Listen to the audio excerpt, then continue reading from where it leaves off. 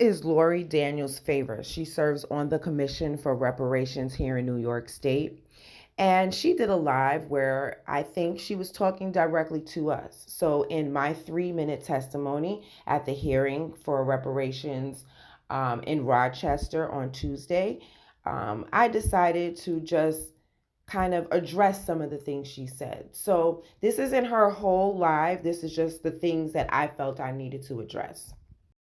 The link to her whole live will be below. One for updating the community on where the commission currently is. And those of you who were at the hearing or who watched it, you may know that the commission, unfortunately, got off to a start that was less than auspicious. When I had done this work previously in the New York City Racial Justice Commission, which was a different commission specifically for New York City, by the time we were sworn in as commissioners, we already had an executive director, we had legal team in place, we had staff, researchers in place, everything was already set up for us. And with the New York State Reparations Commission was very, very different. We weren't even allowed to speak to each other until we got sworn in. So it's been a super slow process. Like hiring an executive director has taken months. And it's been very, very slow. And so why it's taking so long? Because there are valid reasons. Like, what y'all doing? What y'all doing so long for? Somebody was like, y'all getting paid to do all. And it's like, first of all, we're not getting paid.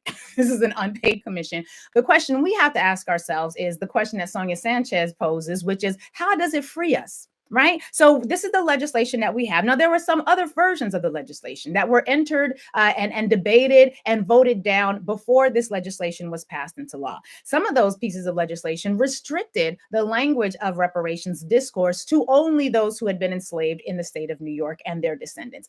Those pieces of legislation did not pass into law.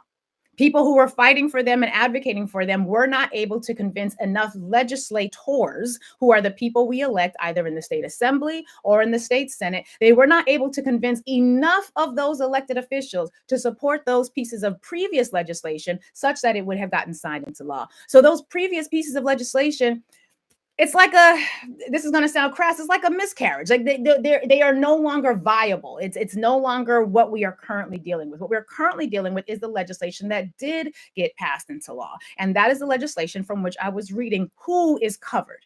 Now, the challenge that we face here is we want this process to produce something that is going to be beneficial for the people who are covered by the legislation. We want this process to produce something that is going to be beneficial for the people who are covered by the legislation. We want this. Here's the other challenge. You might really passionately believe that those other pieces of legislation, the ones that did not get passed into law, you might actually absolutely believe that they should have been the law. And you might believe it so strongly, you might believe it so passionately that you get your friends to come with you. You might even form a group, and your group might be very attractive to people. It might feel really good to people. You might be excited about the fact that you have a group, and you might have t-shirts, you might have slogans, you might meet regularly, you might do amazing, wonderful things. And if you and that group of that gives you joy, that you love to be a part of, that allows you to engage, that really empowers you and allows you to feel like you are contributing in meaningful ways, if you and 10 of those members, or you and 100 of those members, or you and 1,000 or 1,000,000 or 5011 billion or 5011 billion D, I don't know, however many people if all the Blacks in America were a part of that group, and all 44 million Black people came to testify in front of this commission and said, we don't like that this commission covers all these other groups. We want the commission to only cover the groups that was in the other legislation. Then all 44 million Black people could testify to that point. And you know what it's going to do? Nothing. Because the commission doesn't have the authority to change the legislation. The legislators do.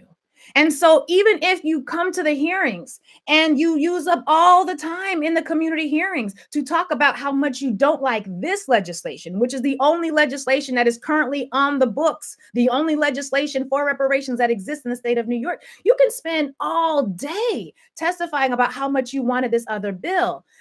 But the job of the commissioners is to produce a report based on what you, the public, think reparations should look like.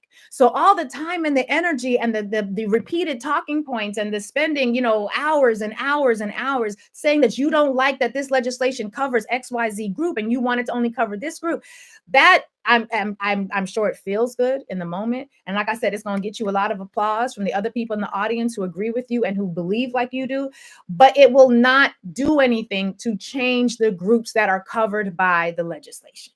In order for that to happen, if you wanted to change the groups covered by the legislation, you would have to go back to the legislators. You would have to tell them, hey, y'all got it wrong. I'm glad you got something signed into law, but you got it wrong in our perspective. And we want you to redo it. We want you to either amend the existing legislation that is currently signed into law, or we want you to vote to repeal that legislation, which would cancel it completely, would remove it from being law. And we want you to reintroduce a new bill that will allow the reparations work to only focus on this particular group of people. And then you would just have to do what people do when they want legislation passed. You would go around to the different legislators, both in the assembly and in the state senate. You would talk with them, you would meet with them, you would advocate with them, you would communicate with them, you would send them letters, you would give them phone calls. And I'm giving you insight. I'm telling you how to do this. I'm just do with this information what you will.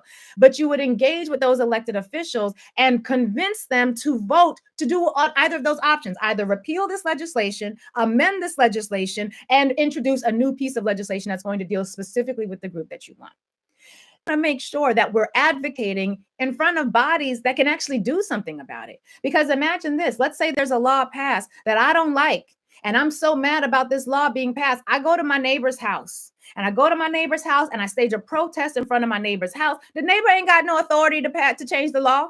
The neighbor ain't got no capacity to make a change. All they can do is call the elected officials like you can. But I'm going to stage a protest at the neighbor's house, yelling loudly. I'm going to bring all 44 million Black people to loudly demand that we are upset about this legislation. And that will certainly exert some energy. It will certainly, I'm sure, provide feelings of camaraderie. And there's nothing like working with your comrades and being in them streets and feeling like you made an impact. But I recently was told that there is a difference between having impact and having influence. There's a difference between having presence and having power. And if you're yelling at the neighbor's house and the neighbor can't do nothing for what it is that you're yelling about, what good is that? Now, that's a question you have to answer. And it may feel really wonderful to go yell at the neighbor's house. It may feel like you're accomplishing a lot of things. But if the goal that you have is to change the legislation, you're going to have to do something other than yell at the neighbor's house, because the neighbor can't change the legislation. And if you want other legislation to be considered so that you can get what it is that you want, you got to go to the legislators, who are the elected officials, and draft the legislation as you want it, and then negotiate and get enough of them to sign on to support the bill. But camping out in front of your neighbor's house, that ain't one of them. And you can feel free to yell as much as you want. And I shouldn't say yell, because that sounds a little pejorative. And I don't want for any of this to be pejorative. You can utter from the belly of your soul. You can be impassioned, you can be meek and mild and quiet, however you present is up to you. But if you're going to participate in the process, it's important to know what the process can and can't do. And it's important to consider, is this the best use of the capacity, seeing as yelling at the neighbor's house, while again, feels good. The matching shirts look amazing. The djembe drums beating sounded wonderful. And it's empowering to just be in one accord. And sometimes that umoja, that unity, it just feels amazing just to have us on one accord. And sometimes we value that more than we value effectiveness. Do with that information what you will. So again, there are ways of getting things done. There are ways to sabotage what has already been done. And people have to decide how it is they're going to move forward. To the commission, you were set up to fail. Other commissions had executive directors, staff, research, and legal teams, and this one, you weren't even allowed to speak to each other before being sworn in. Does that include relatives, or is that a conflict? Anyway, if you know the law, you know that this bill and this commission is a time-wasting, heel-spinning joke. More democratic symbolism over substance. Why pass a blatantly illegal, unconstitutional bill, then use taxpayer funds for a commission? Commissioners may not be getting paid, but other staff and researchers are. Race-based compensation will never become law. And this isn't just a valid point, it's constitutional law. And as we have seen with the overturning of DEI and affirmative action, labeling it African descent doesn't change its race freedom-based nature. Legislators can pass bills, but that doesn't mean they'll survive legal scrutiny. Legal scrutiny like Ed Blum, who is laser focused on knocking this bill down. The Freedmen Project went to legislators and told them that they got it wrong.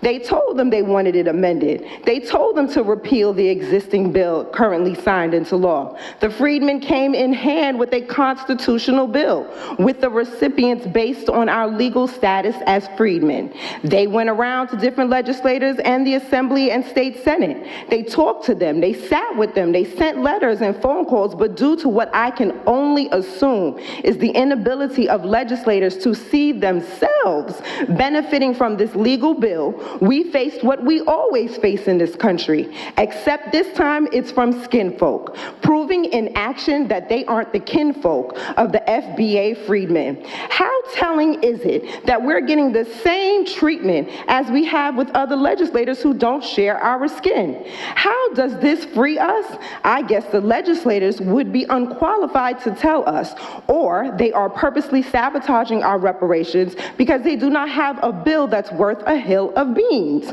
So there may be only 44 million of us, but we are 44 million who are used to fighting.